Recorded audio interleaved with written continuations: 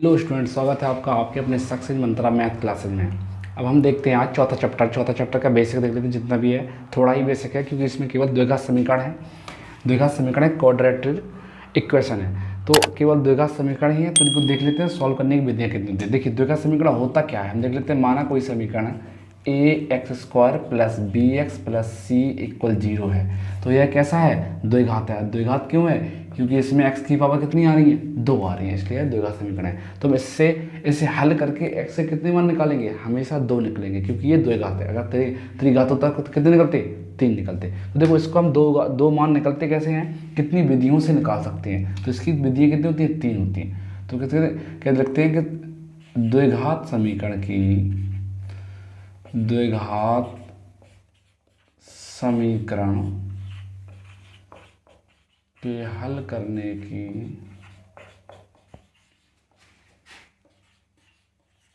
3 विधियां होती हैं। कितनी होती हैं? 3 विधियां होती हैं। नंबर 1 विधि होती है गुणनखंड विधि। क्या होती है? गुणनखंड विधि। नंबर दूसरी होती है क्या? पूर्ण वर्ग विधि। इसमें क्या होता है? पूर्ण वर्ग बनाया जाता है। नंबर तीसरा क्या होती है? श्रीधराचार्य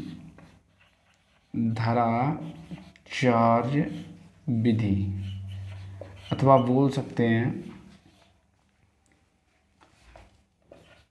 सूत्र विधि। क्या बोलेंगे? सूत्र विधि। सूत्र क्या होता है? x बराबर माइनस के b plus minus under root b² minus 4ac upon 2a। ये क्या होता है? श्रीधराचार्य सूत्र। देखिए ये तो हो गया अपना 3 विधियां होती हैं। इसके बाद देख लेते हैं कुछ और चीज़ें होती हैं। क्या होती हैं? देखिए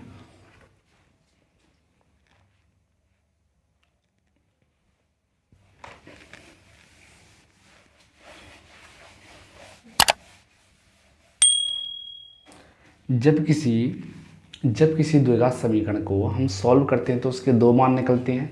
2 मान निकलते हैं जो x के मान। हम कैसे पता करेंगे कि वो दोनों मान कैसे हैं? या तो वो दोनों मान जैसे या तो दोनों मान कैसे निकलेंगे? मान लो x के 2 मान कोई निकले, हमने सॉल्व किया, x का मान निकला 2 और 1, तो ये कैसे हैं? वास्तविक संख्या है ना। तो हम सॉल्व करेंगे तब पता चलेंगे ये वास्तविक है या काल्पनिक है। काल्पनिक क्या होती हैं? जो रूट के अंदर होती हैं वो काल्पनिक होती हैं। रूट के अंदर निगेटिव होती हैं, वो कैसी होती हैं? काल्पनिक।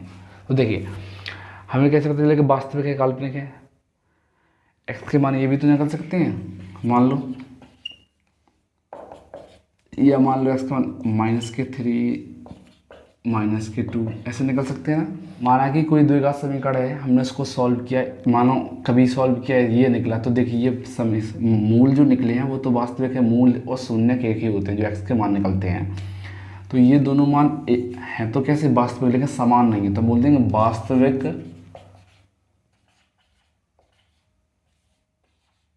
परंतु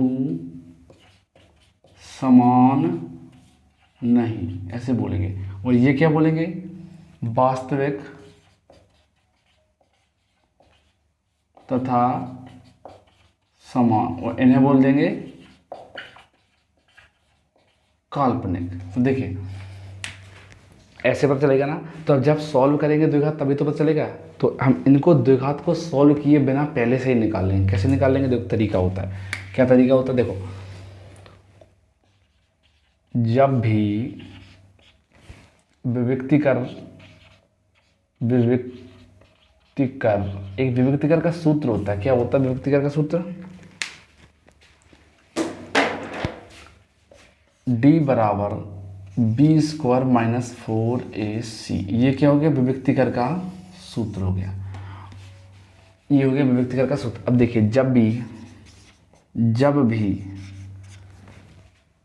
b² माइनस 4ac, अर्थात हम इससे b² माइनस 4ac से अगर b² माइनस 4ac निकालते हैं, और जब भी इसका मान 0 से बड़ा आता है तो हम बोल देंगे क्या?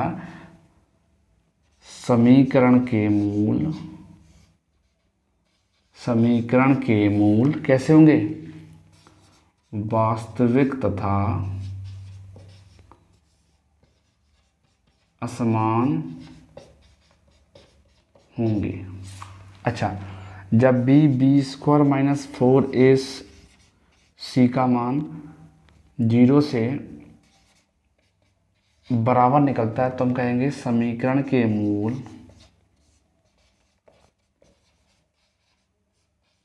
वास्तविक तथा समान होंगे। अच्छा, जब भी बी स्क्वायर माइनस 4ac का मान 0 से छोटा निकलता है अर्थात 0 बड़ा निकलता है, इसका मान छोटा निकलता है तो हम कहेंगे समीकरण के मूल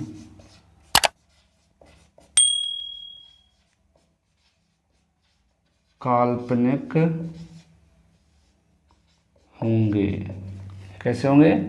काल्पनिक होंगे अर्थात इमेजिनरी होंगे। कैसे होंगे? इमेजिनरी। हम देख लेते हैं एक एग्जाम्पल। देखो, एक देखते हैं एग्जाम्पल इसी के बेस। देखो, मान लो कोई द्विघात समीकरण एक्स स्क्वायर प्लस के 3x माइनस का 18 इक्वल 0 है। तो हम क्या करेंगे? इसको सॉल्व करेंगे। सॉल्व ना करके पहले ही बता देंगे कैसे। इसकी पहले तुलना कराएंगे। A x square plus B x plus C equal 0 से तुलना करना पड़ेगा। जैसे तुलना करेंगे तो ए का मान क्या आ जाएगा? 1, इसका गुणांक, बी इसमें एक्स का गुणांक है तो इसमें कितना हुआ? 3, और सी कितना हो जाएगा? माइनस के 18। देखिए, माइनस के 18 आ गया। तो अब हमें क्या करना है? अब करना है हमें इसमें मान रखना है, इसका मान निकालेंगे। तो हम देखो जैसे मान निकालेंगे बी स्क्वायर माइनस 4ac का हम पहले मान निकालेंगे। कैसे निकालेंगे? देखो क्या निकलता है। हम इसको सॉल्व करेंगे। बी का मान क्या है? 3 का स्क्वायर माइनस 4 इंटू ए इंटू सी। तो ये क्या निकला? 3 का वर्ग 9, 72 माइनस माइनस प्लस। तो ये कितना हो गया? ये हमें मिल गया 9 2 7 7 और 1 9 7 और 1 8। यही तो मिल गया। ये मिल गया हमें किसका मान? बी स्क्वायर माइनस 4ac का मान। तो ये देखिए, ये जो है मान मिला है। अभी हम देखा जाए तो बी स्क्वायर माइनस 4ac का जो मान मिला है हमें, ये 81। तो 81 0 से बड़ा होता है या छोटा होता है या ये बराबर होता है? तो हम कहेंगे ये 0 से बड़ा होता है। तो ये 81 0 से बड़ा होता है तो हम बोल सकते हैं, क्या बोलेंगे कि बी स्क्वायर माइनस 4ac बड़ा है 0 से, अर्थात 81 बड़ा होता है किससे? 0 से। तो हमें जब मिल गया, क्या मिल गया? हमें मिल गया कि जब हमारे बी स्क्वायर इसका मान मिल गया अर्थात 81 0 से क्या होगा? बड़ा होगा। तो हमें मिल गया। तो हम बोल सकते हैं कि इसके जो मूल निकलेंगे वो कैसे निकलेंगे? वास्तविक निकलेंगे और असमान निकलेंगे। अर्थात निकलेंगे तो वास्तविक, लेकिन कैसे निकलेंगे? असमान। तो इतना ही है इस चैप्टर में। अब देखते हैं अगला चैप्टर का जो भी बेसिक होगा वो देख लेंगे। पहले बेसिक देख लेंगे, उसके बाद चैप्टर के सवाल लगाएंगे। ऐसी तैयारी करते रहें और अपने चैप्टर को जल्दी जल्दी तैयार करें ताकि पेपर बहुत ही नज़दीक आ गए हैं। Thank you.